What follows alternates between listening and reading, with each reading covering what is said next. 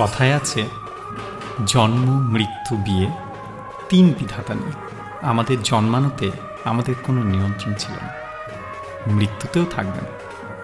কিন্তু বিয়েটা জীবনের এমন একটা ঘটনা যার সবটাই হয়তো বিধাতার ইচ্ছায় পূর্ব নির্ধারিত, কিন্তু আমাদের মনে হয় বিয়েটা আমরাই করছি।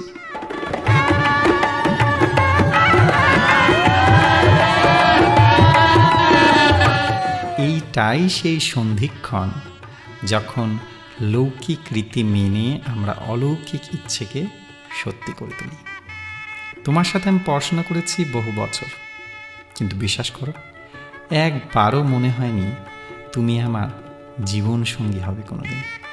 সারাটা জীবন তোমার হাতে হাত রেখে জীবনের সব চড়াই উতরাই পার করতে হবে। তাই সিঁদুর দানের মুহূর্তটা আমার কাছে খুব স্পেশাল। এই সেই ক্ষণ যখন অগ্নিদেবকে সাক্ষী রেখে কাছের মানুষদের উপস্থিতিতে পুরো ব্রহ্মাণ্ডকে জানিয়ে দিলাম, তুমি আমার।